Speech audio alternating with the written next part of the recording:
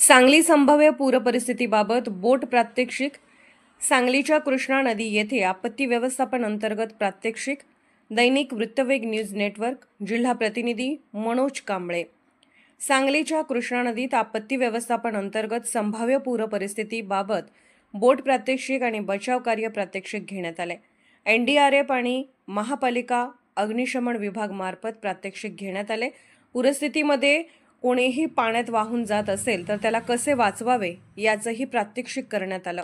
NDRF आणि महापालिका अग्निशमन विभाग मार्फत जवानांनी त्यांच्याकडे असलेल्या साधन सामग्रीची माहिती देण्यात आली। सांगलीचे जिल्हा अधिकारी अशोक काकडे, महापालिका आयुक्त सत्यम गांधी, NDRFचे टीम कमांडर संतोष तिवारी, सांगली अग्निशमन अधिकारी सुनील माळी यांनी बोटीतून कृष्णा नदीचा आढावा घेतला। सांगली डिस्ट्रिक्ट में अभी जो है आप देखिए कि मॉक ड्रिल हुआ है, उसमें NDRF का जो है पार्टिसिपेंट है। यहाँ NDRF में आने से सांगली में सबसे फर्स्ट क्या है कि यहाँ के लोग को जो साइकोलॉजिकल जो है वो जो है हमारे ऊपर जो है हुआ है कि हाँ NDRF जो है यहाँ पर पहुँच चुकी है और किसी भी हर हालत में NDRF जो है उसको रेस्क्यू करने के लिए हर चीज़ जो है यहाँ तत्पर रहेगी 24 आवर्स। इसीलिए जो NDRF को यहाँ पर जो है लाया गया है और आज मॉक ड्रिल हुआ, इससे जो अच्छा हुआ एक दूसरे सिविल प्रशासन और हमारा NDRF एक दूसरे से जो है अच्छा जो है तालमेल से जो है हम किसी को भी रेस्क्यू कर सकते हैं। सांगली जिल्हा आपत्ती व्यवस्थापनाच्या अनुषंगाने आज महानगरपालिकेने आपत्ती व्यवस्थापनाच्या बाबतीत विशेषतः महापुराच्या बाबतीत जी तयारी केलेली आहे ती पाहण्यासाठी आयुक्त सांगली महानगरपालिका सत्यम गांधी साहेब आणि मी आणि आमच्या सगळ्या टीम्स आज आम्ही इथं आलो होतो। आज या ठिकाणी पाण्यामध्ये बुडणाऱ्या माणसाला वाचवण्याची मॉक ड्रिल आम्ही घेतलेली आहे। तर या मॉक ड्रिल अत्यंत व्यवस्थितपणे आणि ज्याला आपण कोऑर्डिनेशननी ही मॉक ड्रिल पूर्ण झालेली आहे। त्याचबरोबर इथे आपत्ती व्यवस्थापनाच्या अनुषंगाने जे काही पूर्वतयारी करावी लागते लोकांनी त्याचं प्रदर्शन भरवलेलं आहे आणि या प्रदर्शनात सर्वांनी जास्तीत जास्त लाभ घ्यावा असं आवाहन मी या ठिकाणी करतो।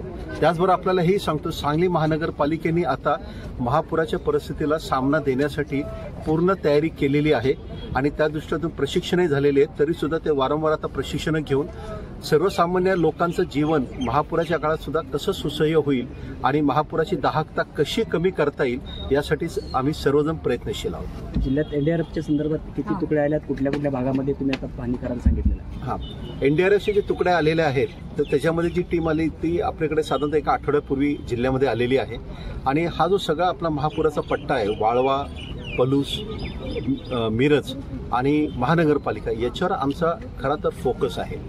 आमचा फार मोठा फोकस शहरावर आहे कारण साधारणतः गेल्या 2019 मध्ये साधारणतः 80 ते 90 हजार लोकांचं आपल्याला स्थलांतर करावं लागलं होतं। शेवटी मानवी जीव हा सर्वात महत्त्वाचा आहे आणि त्याला कमीत कमी त्रास व्हावा आणि तो सुरक्षित राहावा यासाठी NDRFच्या टीम्स मार्फत आम्ही लोकांना आधी प्रशिक्षित करणार आहोत। कारण आपण स्वतः प्रशिक्षित झालो तर आपण आपल्या कुटुंबाचं अधिक चांगल्या पद्धतीने आपण रक्षण करू शकतो आणि वेळेपूर्वी करू शकतो। त्यासाठी NDRFच्या टीम्सला मी आपल्या सर्व लोकांना आवाहन करतो की NDRFच्या टीम जेव्हा प्रशिक्षण देतील तर कृपया सर्वांनी वेळ काढावा, प्रशिक्षण समजून घ्यावं आणि प्रशिक्षित सुद्धा व्हावं। किती दिवस असणार आहे NDRFची टीम? NDRFची टीम आपल्याकडे साधारणतः अजून 1.5-2 महिने तरी असणार आहे आणि प्रशिक्षण आपण कधी सुरू करणार आहेत लोकांसाठी? ऑलरेडी आता सुरू झालेले आहेत प्रशिक्षण वेगवेगळ्या ठिकाणी सुरू झाले। इस्लामपूर वाळव्या शिराळ्यामध्ये काल ढगफुटी झाली होती, मोठ्या प्रमाणात झालं, काय आता परिस्थिती काय पावसाची जेव्हा कशा पद्धतीने आपण पुढचं नियोजन आहे? नाही आता तसं म्हटलं तर आता ढगफुटी आता झालेली आहे, काही भागामध्ये ढगफुटी होते आणि मात्र आता आज कृष्णेची पातळी पाण्याची पातळी आज 14 फुटावर आहे आणि अजूनही खऱ्या अर्थाने आपण जे काय वरच्या भागात जो पाऊस होतोय सह्याद्रीच्या भागात तो आपण शक्यतो धरणामध्ये साठवण्यावर आपला आता भर आहे आणि मान्सून एकदा सुरू झाला की मग आपल्याला पाण्याच्या नियंत्रणाला आपण सुरुवात करणार। मागच्या काही यंत्रणा कमी पडल्या होत्या, काही बोटी कमी पडल्या होत्या, लाईफ जॅकेट कमी पडले होते, आता काय तयारी तशी सज्जता किंवा पूर्णपणे सज्जता झालेली आहे?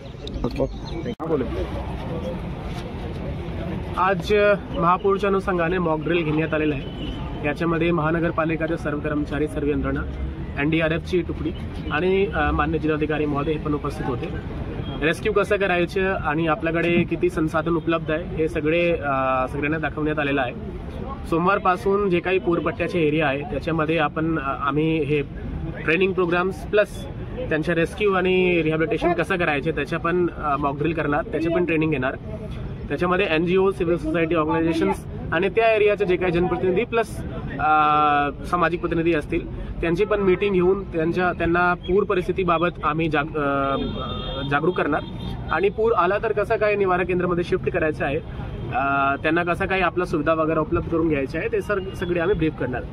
त्याच्यानंतर महानगरपालिकाचे जे आपत्ती व्यवस्थापन केंद्र आहे तो पण 24/7 कार्यान्वित झालेला आहे. त्याच्यामध्ये आम्ही 3 शिफ्टमध्ये लोकांना तैनात केलेलं आहे आणि आपला 3 नंबर आहे जे प्रॉपर्टी टॅक्सच्या बिलवर पण असतात आणि आम्ही बातमी पण दिलेली आहे, ते नंबर पण कार्यान्वित आहे. अगर कोणाला काही इन्फॉर्मेशन वगैरे घ्यायचे असेल नदीच्या पातळीच्या बाबतीत किंवा दुसऱ्या काही गोष्टीच्या बाबतीत ते नंबरवर कॉल करून ते विचारू शकतात. याच्या व्यतिरिक्त आपला जे आपदा मित्र ॲप आहे आपत्ती मित्र तो पण चालू झालेला आहे आणि त्याच्यावर आम्ही दर 6 तासात किंवा जेव्हा पाटबंधारे विभागाची इन्फॉर्मेशन येते त्याप्रमाणे आम्ही त्याच्यावर कृष्णाघाटच्या जे काही नदी पातळीचे लेवल आहे तो पण आम्ही अपडेट करतो. महानगरपालिकेच्या वतीने आणि NDRFच्या वतीने सगळे तयारी परिपूर्ण झालेला आहे. मी सांगलीकरांना आवाहन करतो की महानगरपालिका आणि प्रशासनाला फार सहयोग करा. पूरपट्ट्यामध्ये डेंजर झोनमध्ये किती आहेत आणि त्यांना काय आपण इन्स्ट्रक्शन दिलेत काय? डेंजर झोनमध्ये जे काही सूर्यवंशी प्लॉट आहे, मगरमच्छ कॉलनी आहे, ज्या ठिकाणी 30-35 फुटावर पाणी जाते त्याच्या फॅमिलीचं मॅपिंग झालेलं आहे आणि आम्ही प्रत्येक फूट निहाय कुठे कुठल्या कॉलनीमध्ये पाणी जातं आणि किती लोक त्यामुळे प्रभावित होतात त्यांच्या पण यादी तयार आहे. त्या ठिकाणीचे मेन लोक कोण आहे त्यांचा पण फोन नंबर आणि त्याच्या पण यादी तयार आहे आणि आपला 24/7 एकदा पाणीच्या पातळी 30 फुटावर गेला तर महानगरपालिकाचे 24/7 टीम पण तिथे तैनात असणार आहे आणि आम्ही निवाडा केंद्राच्या पण अरेंजमेंट केलेली आहे आणि गरज पडलं तर त्यांना आम्ही तिथे शिफ्ट करणार.